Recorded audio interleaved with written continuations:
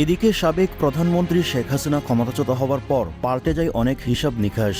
বিশেষ করে প্রতিবেশী ভারতের সঙ্গে সম্পর্ক বিবেচনা করা হচ্ছে নতুন আঙ্গিকে। সম্প্রতি দেশটির প্রতিরক্ষা মন্ত্রী রাজনাথ সিং তাদের সামরিক বাহিনীর শীর্ষস্থানীয় কমান্ডারদের বাংলাদেশে চলমান পরিস্থিতির দিকে নজর রাখতে বলছেন। ভারতের প্রতিরক্ষা মন্ত্রীর এই বক্তব্যের পর এ নিয়ে বাংলাদেশে এক ধরনের প্রতিক্রিয়া দেখা যাচ্ছে।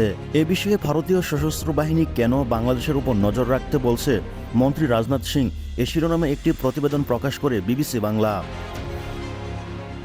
ভারতের গণমাধ্যমের বরাত দিয়ে তাদের প্রতিবেদনে বলা হয়, বাংলাদেশের পরিস্থিতি পর্যবেক্ষণের পাশাপাশি রাজনাথ সিং সশস্ত্র বাহিনীকে ভবিষ্যৎ যুদ্ধ মোকাবিলার জন্য প্রস্তুত থাকতে বলছেন। টিম টিআরসি হৃদয়ে ধারণ করে বাংলাদেশ, দ্য রিয়েল কনসালটেশন, স্বচ্ছ ভ্যাট আইনে দক্ষ ন্যায্য ভ্যাট প্রদানে। প্রতিবেশী দেশটির গুরুত্বপূর্ণ একজন মন্ত্রীর এমন বক্তব্যকে স্বাভাবিকভাবে নিচ্ছে না বাংলাদেশের কূটনৈতিক ও নিরাপত্তা বিশ্লেষকরা। তারা বলছেন, এ ধরনের বক্তব্য বাংলাদেশের নিরাপত্তার জন্য উদ্বেগের কারণ। এদিকে ভারতীয় সংবাদ মাধ্যম টাইমস অফ ইন্ডিয়ার খবরে বলা হয়, গেল বৃহস্পতিবার ভারতের উত্তরপ্রদেশের লখনৌতে তিন বাহিনীর শীর্ষ কমান্ডারদের যৌথ সম্মেলনে দেশটির প্রতিরক্ষামন্ত্রী রাজনাথ সিং বক্তব্য দেন। সেখানে তিনি বলেছেন, ভারত শান্তিপ্রিয় দেশ।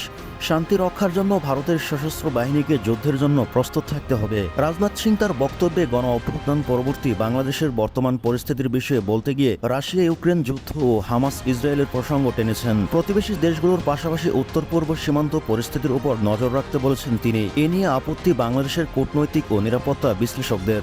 এ বিষয়ে নিরাপত্তা বিশ্লেষক মনিরুজ্জামান গণমাধ্যমকে বলেন, ওই সভায় ভারতীয় সশস্ত্র বাহিনী সহ তিন বাহিনীর প্রধান, সিনিয়র কমান্ডার ও প্রতিরক্ষা সচিব উপস্থিত ছিলেন। এতে গুরুত্বপূর্ণ স্থান থেকে এ ধরনের উক্তি স্বাভাবিকভাবে দেখার কোনো সুযোগ নেই।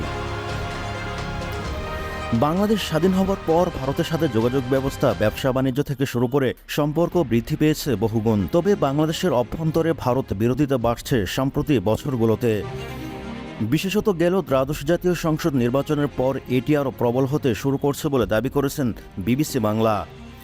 কারণ হিসেবে উল্লেখ করা হয়, বাংলাদেশের সাধারণ মানুষদের অনেকে মনে করেন গত 3টি মেয়াদে বাংলাদেশের দলের প্রশ্নবিদ্ধ নির্বাচনের মাধ্যমে ক্ষমতায় এসেছেন আওয়ামী লীগ, আর প্রতিবারই তা পেরেছে ভারতের প্রস্বচ্ছ সমর্থনের কারণে।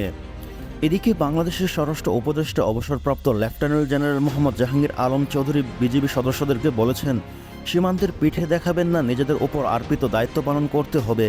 বিজিবির মূল দায়িত্ব সীমান্ত সুরক্ষা করা।